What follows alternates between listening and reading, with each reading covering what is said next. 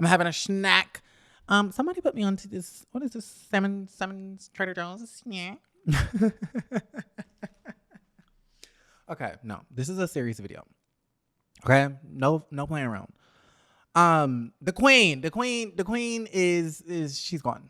Okay, rest in peace to Queen Elizabeth. This is the end of an era. Queen Elizabeth has been elderly my entire life, and you know, she's so revered in my head, and she's revered out there in Europe and all over the world.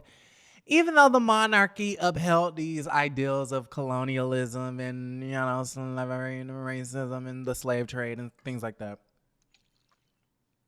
You know, from my recollection of things, she was a very positive figure. You guys know that The Crown is like my favorite show ever. And if you don't know what The Crown is, The Crown basically chronicles Queen Elizabeth's abdication all the way up to, I think last season they ended in the era of Princess Diana, but the young Princess Diana, when she first met, I think Charles or whatever the guy's name was. I don't know, Prince Charles, yeah, something like that.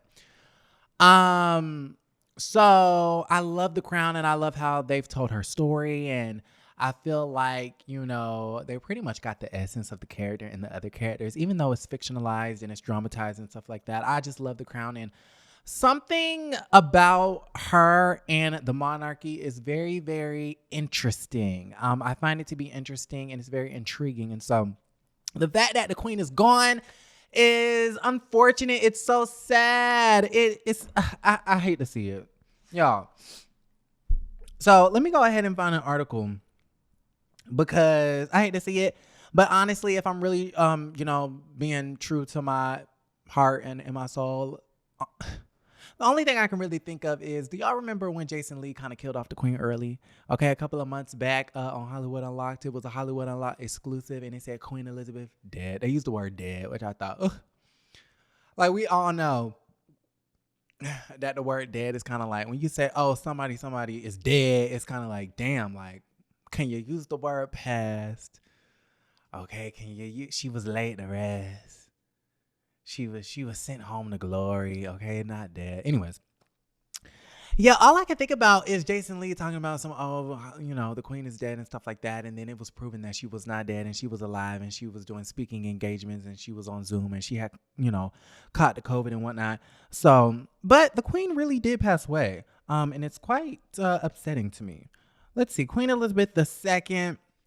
You guys, let's do New York Times. Okay, Buckingham Palace said the queen, who was 96, died peacefully at Balmoral Castle, her estate in the Scottish Highlands. Her son became Britain's new monarch, King Charles III. Okay, now King Charles III, if I'm not mistaken, is or was Princess Diana's husband.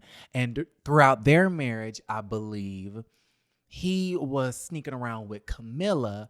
But that don't make Princess Diana a little innocent little thing, okay? No, don't shoot me, don't shoot the messenger. But allegedly, apparently, according to the stories and the show The Crown, which I know is fictionalized, she was with a whole, I shouldn't say a whole bunch of people, but she had her things going on outside of the marriage, okay? She had her stuff outside the marriage. Prince Charles had his stuff outside the marriage. I think eventually the two decided to split. And you know, he ended up marrying the mistress that is Camilla. Now, he is the king, okay? And this is Harry and Kate Middleton. What's Kate Middleton's husband's name? I think his name is Prince. Is it Harry? Harry and I forgot the man's name, but Kate Middleton's husband. Okay, this is their father. Their father, he is the king of Great Britain. The death of Queen Elizabeth II, which Buckingham Palace announced on Thursday, is a watershed moment for Britain, at once incomparable and incalculable. What I mean? It marks both the loss of a revered monarch, the only one most Britons have ever known, and the end of a figure who served as a living link to the glories of World War II Britain, presided over its fitful adjustment to a post-colonial, post-imperial era, and saw it through its bitter divorce from the European Union. I will never, ever get my source from the New York Times ever again because, girl, I don't know what half them words meant. But this definitely is a moment in time. This is a moment in time. I'm kind of sad. Like, I'm not going to even lie. Like, I liked her. I really did. Like, not even trying to be funny or nothing. Like, I really did F with the queen. Like, you know, like I said, I didn't agree with a lot of what the monarchy stood for, especially back in the day. But I felt like, you know, when I read the stories about her and when they do like the movies and stuff like that, like there's a movie called The Queen that is directed by the same person who created The Crown. She seemed like a very poised individual who really wanted the best for her country. And she set aside politics for, I don't know, the moral character of the empire, I guess you could say it is, because it's not only England, it's, you know, the islands, I think Ireland, Scotland, something like that. They owned a whole bunch of stuff in a whole bunch of countries in Africa and Jamaica, I think, and all over the place. Now, I do know that some of these countries, they're not happy. Okay, some of these countries, they didn't like Queen Elizabeth. They didn't like the monarchy. They did not like,